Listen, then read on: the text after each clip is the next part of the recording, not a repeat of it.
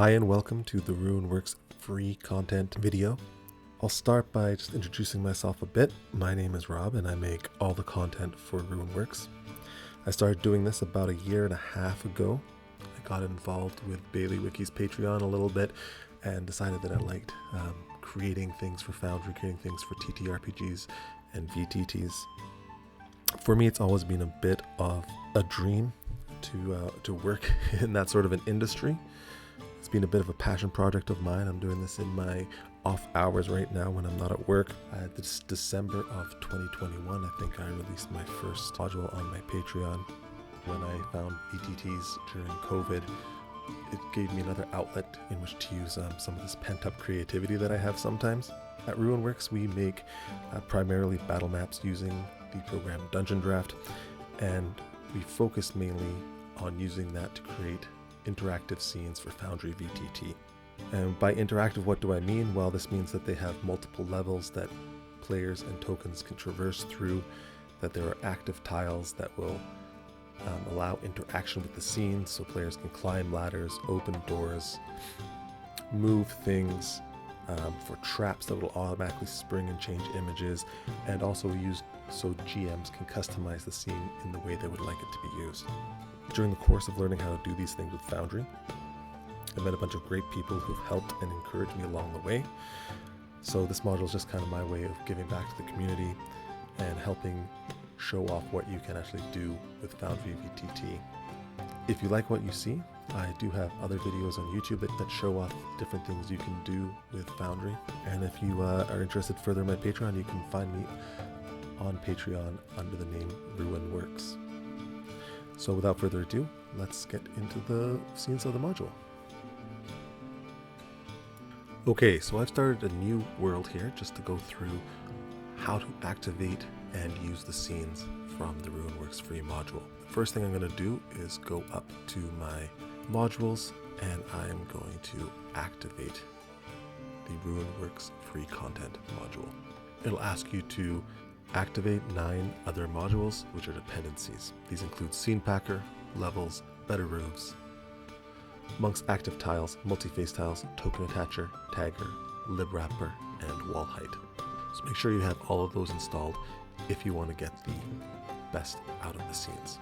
Once you've activated the RuinWorks module, you'll receive a welcome journal here.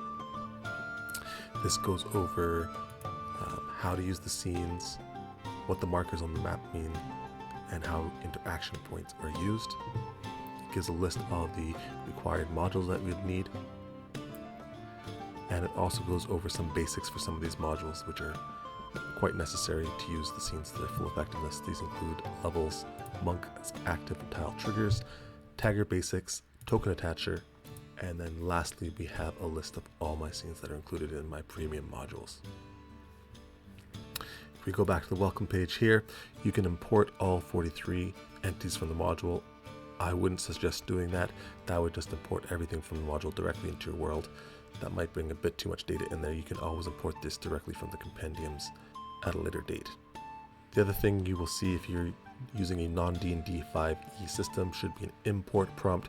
You'll want to click yes to this. This converts the Actors Compendium from a D&D 5e compendium to a compendium which your system can use. Currently I'm using a Pathfinder 2e world, just to demonstrate that there should be this prompt here that you need to say yes to.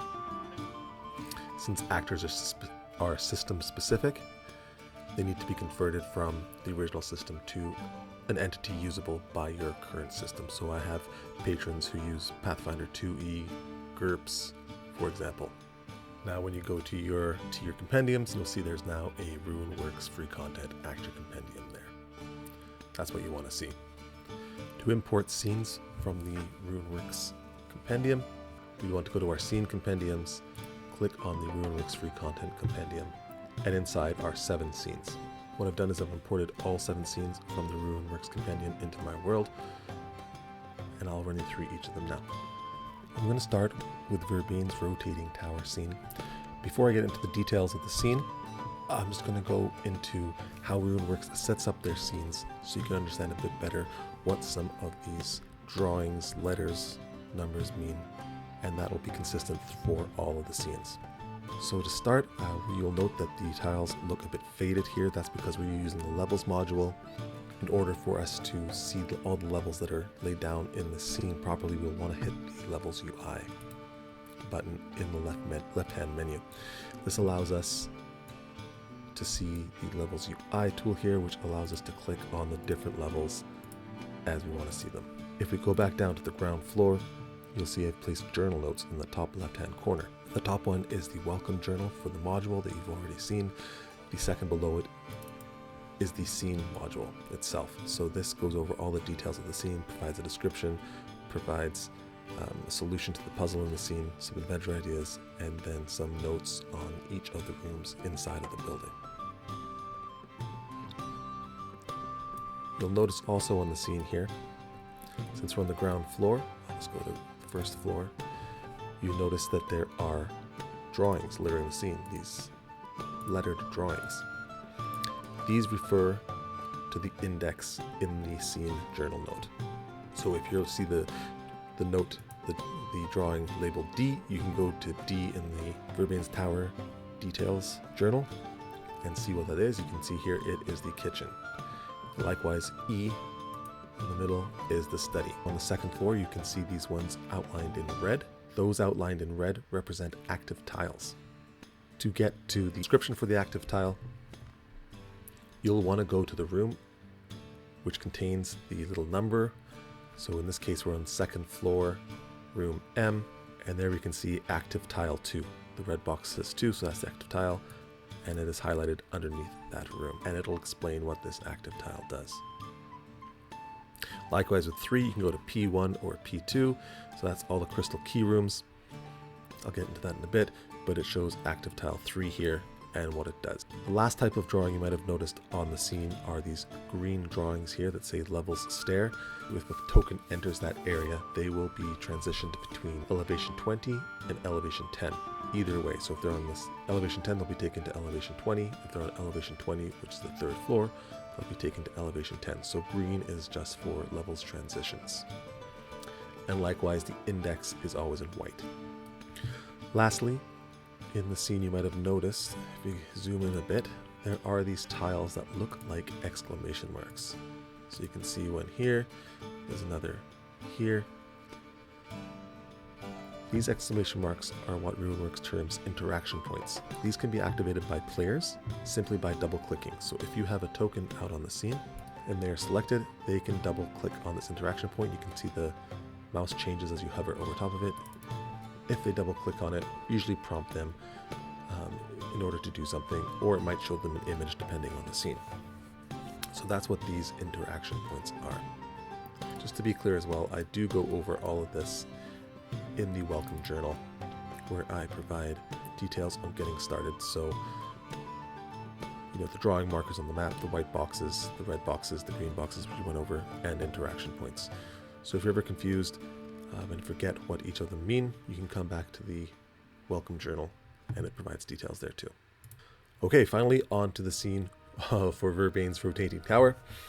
The idea behind the scene is that the second floor and the third floor rotate and form a puzzle for players to solve before being able to get to the fourth floor, which are the private chambers of the wizard that owns this tower. In my world, a wizard named Verbane. How does this scene work? Well, there are 4 crystal key rooms labeled P1, P2, P3, and P4. So here on level 2 you can see P1 and P2, and on the third floor you can see P3. Sorry, P3 is at the top, and P4 here. These crystal key rooms refer to these glowing orbs that are in these small nook rooms littered around levels 2 and 3. The idea is that to open this final door that leads up to the 4th floor, the private chambers, all 4 of these crystal keys have to be touched by the PCs. So if I just bring this guy up to elevation 20, if he uses the interaction point here in one of these crystal key rooms, it'll ask him if he wants to touch the crystal. If you say yes, the crystal will start to glow, and also the corresponding crystal in this room will also start to glow. You note that there are 4 crystals, so players can get to this room, and this will help them figure out that they need to activate 4 of the glowing gems. Likewise, if I just drag this token way over here into P3, you can also do this, touch this crystal, the light in that room starts, and also, again, the crystal in this room activates. In the margins above the scene, you can see the rotation controls. There's the reset puzzle button, so if you just click that, that'll reset everything in the scene and set everything back to its original location or setting. Now, I know I've indicated to you that this is a rotating tower, so you might be wondering, how does this tower actually rotate? In order to demonstrate to you how the rotating tower works, I've just taken our token back down to the 2nd floor, which is where they would enter the rotating portion of the tower. If you bring them in to the central portion of the tower, you saw that little dialogue flash up where he says, I mount this tower. What's happening here is that there is a macro firing based on the setup of the scene, all done automatically, so no setup required on your end, where the token here is now attached to this central portion of the tower. So when the tower rotates, and I'll show you how the player can activate the tower themselves, when it rotates, he will rotate with the tower. So if he comes to the middle of the room, they will see this interaction point by this glowing orb in the orb room. If he double clicks on this, it'll ask him if he wants to touch the glowing gem. If he does, you see the door he came through closed, a grinding stone sound plays, and the entirety of the level rotates. What has this done? This has allowed this token now to access the door over here, which he was not previously able to do. If he clicks on this interaction point again, it'll ask him again, do you want to touch the glowing gem? If he hits yes,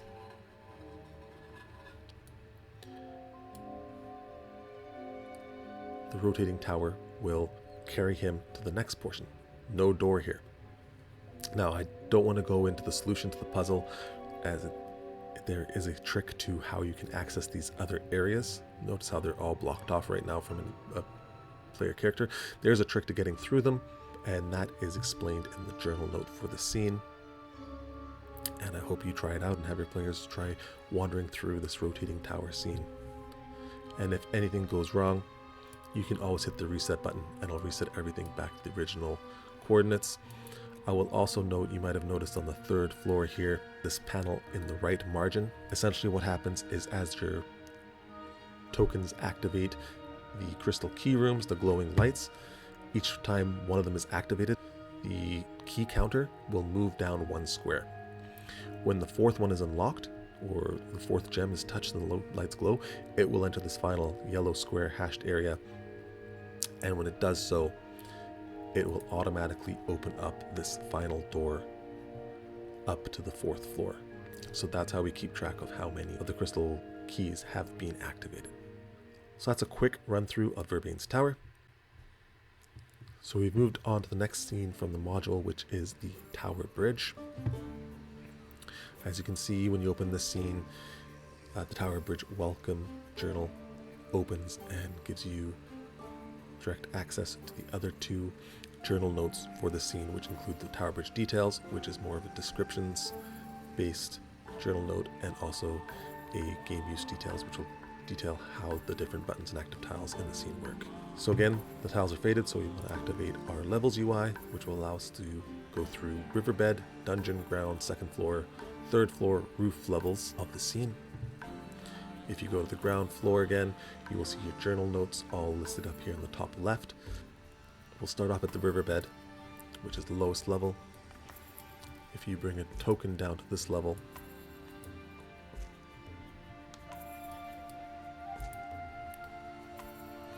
they can double click on the rope icons here, and it'll ask them if they want to untie or tie the boat. If you hit yes, the boat now turns into a movable tile, and you can move this tile as you want.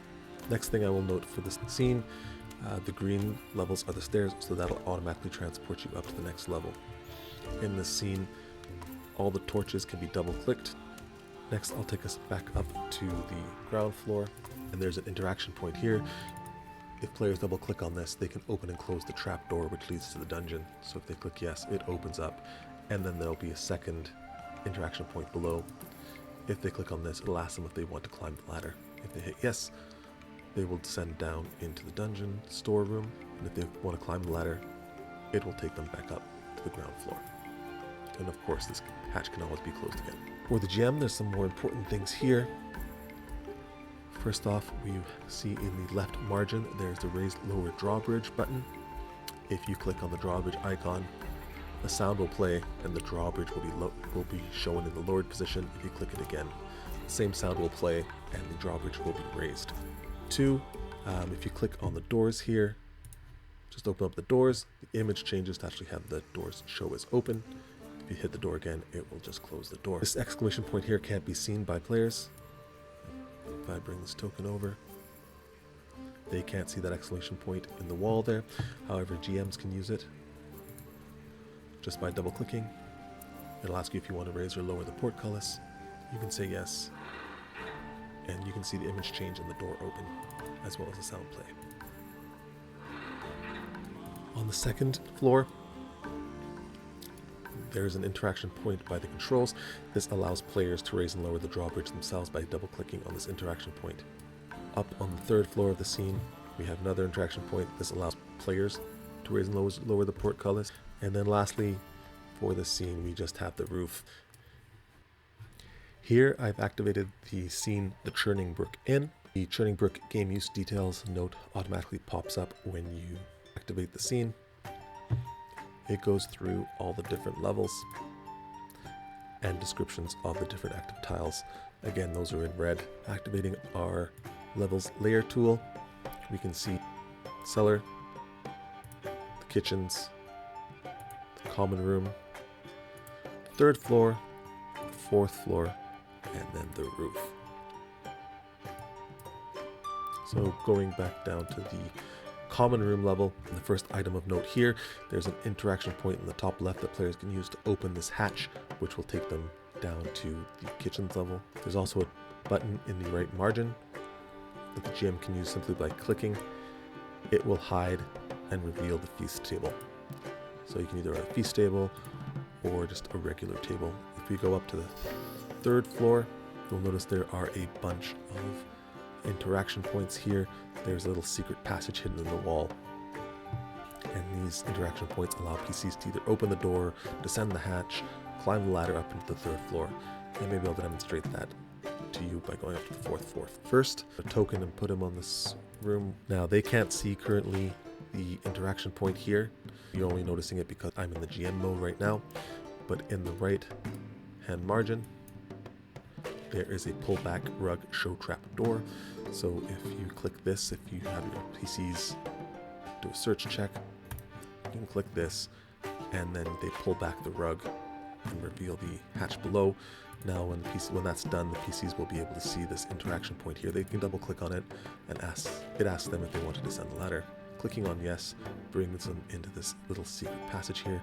There are 2 interaction points just north of them and one just south. So if they click on the first one here, they will note, it notes that there's a wheel hangs on the wall. Do you want to turn it? If you hit yes, all the wheel does is open up the secret door on the third floor. If you double click again, the same message will come up and it will close the door. To the right, there is another interaction point. It says, do you want to climb the ladder and open the hatch? So that would take them back up to the fourth floor where we just descended from. And lastly, if they hit this interaction point on the floor just below them, it'll ask them if they want to open up this hatch and descend it again. If they do that, they are taken down to the common room level in the closet. So just a cool little secret escape room for the owners of the inn if they need it. And of course, if you go on the stairs, it'll automatically descend and lower you to the correct levels.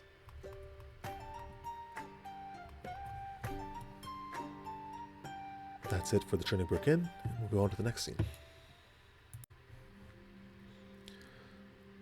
Here I've acted the scene called Road Through the Wilderness. This scene doesn't have any interaction points for the players themselves, but it does allow the GM a large array of customizations for how they want to have the scene set up. So I'll quickly run through those. Again, I'm just going to open up the levels UI.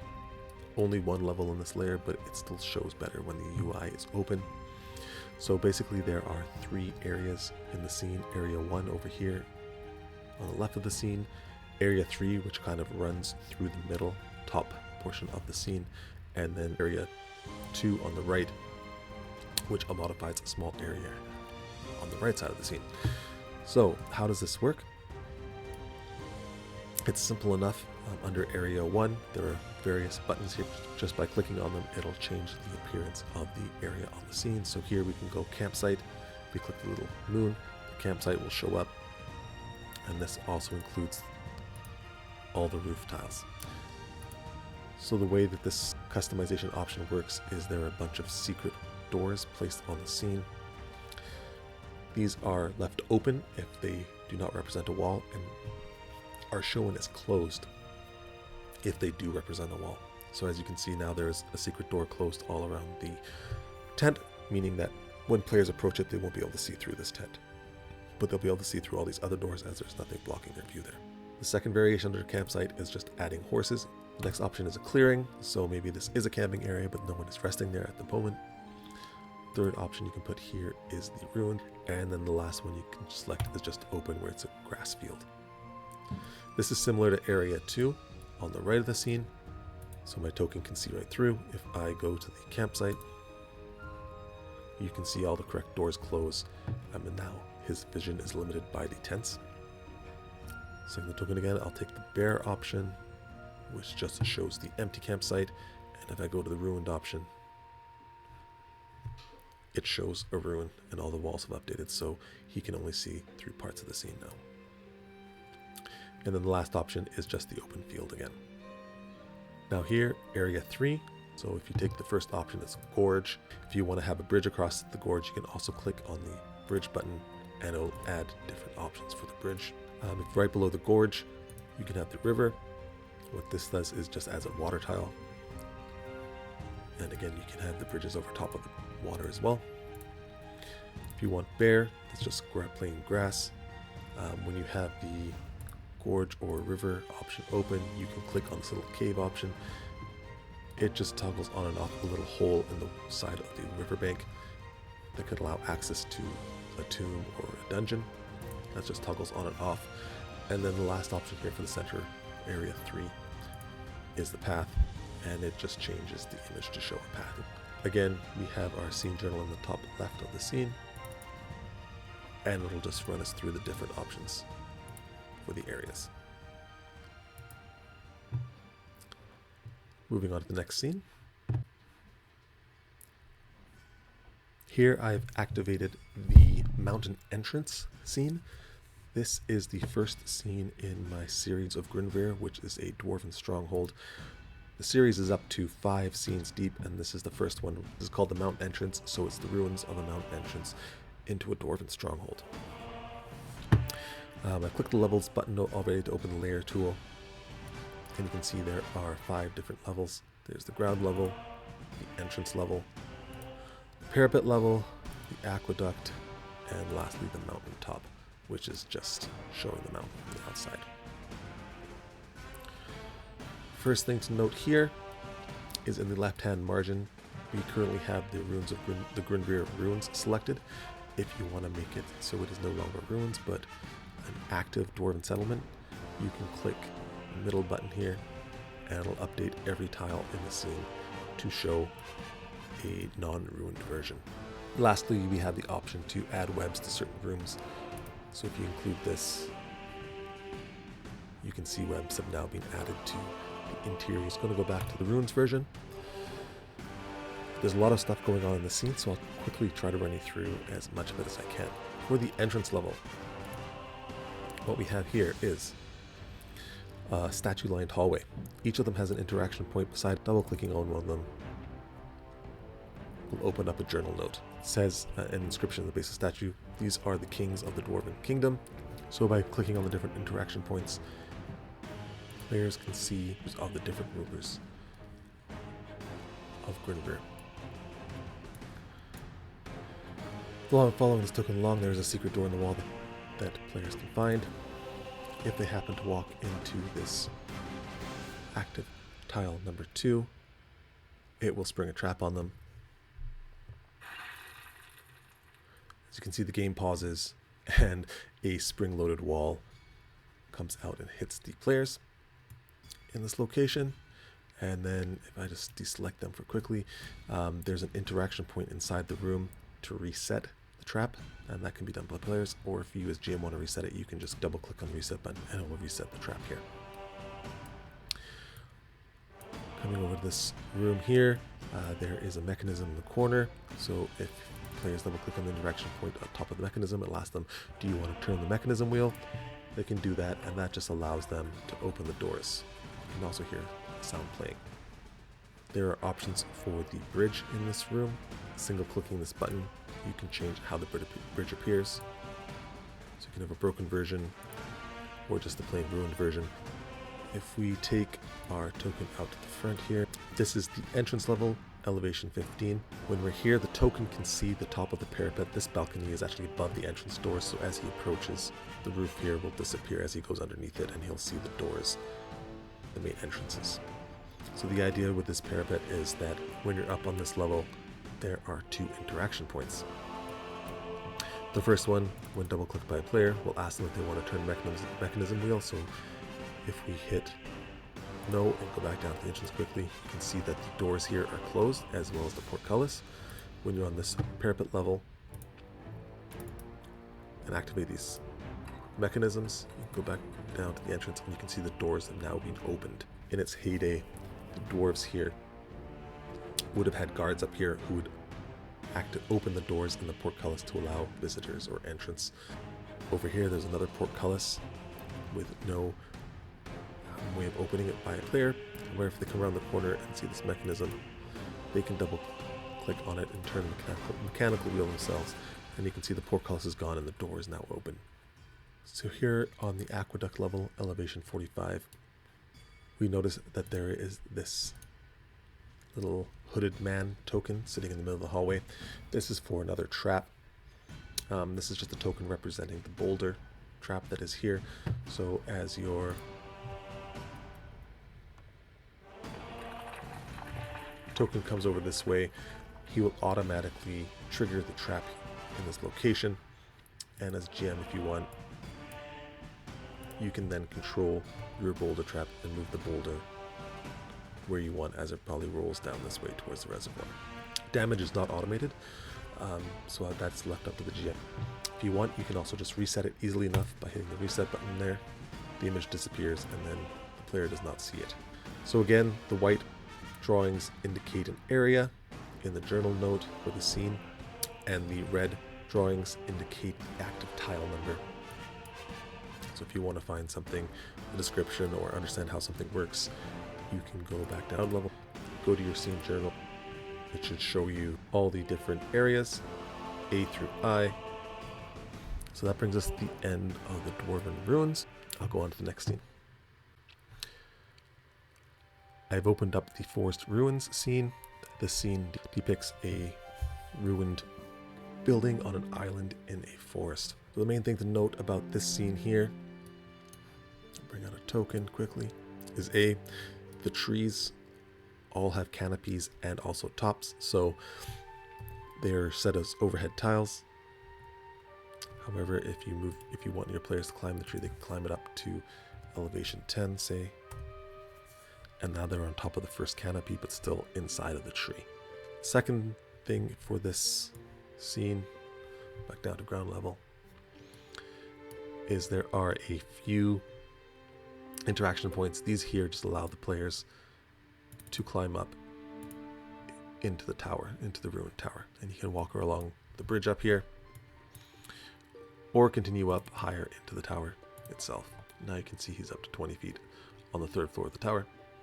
There is one small customization option you can use. So back down to ground, you'll see at active tile 5, you can just click on this to show an old hatch into the floor. I always include something like this as it adds an easy location to use as an entrance to a dungeon on another scene. So that was one of the simpler scenes. Again, there are journal notes in the left-hand margin here if you're curious about how the scene works or is set up. Okay, here I have activated the church alternates scene. The cool thing about this scene, there are 3 different variations of the church. These can be controlled using the buttons in the right hand margin. So if I just go to basic church, I just click on the basic church icon here, it updates everything. All the images and lights are turned on. And so you can see it's just a basic church, your everyday church, and it has 5 levels, as well as roof. If you go back down to the ground, our second option for the churches is the dark church. So this is more of an evil variation on the church. You can see there's some sort of sacrifice happening, and if you go up into the different levels of the church, you can see what were once angels are now turned into some sort of a demon. And the roof has also changed color. Now lastly, we have the ruined variation. So you can see this church has long been abandoned. The lights are not on in this church. Sunlight is now coming down through the broken roof of this church. And even up here on the 4th level, the bell from the bell tower has now fallen down into the tower. And that's the church scene. Again, journal notes in the left hand portion of the map. Hope you guys are able to have some fun with these scenes. If you're interested in seeing more, I have more videos for each of my releases on YouTube.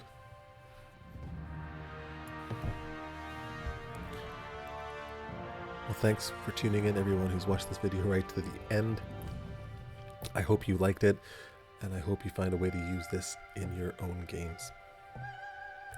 That's all for now. Thanks for watching.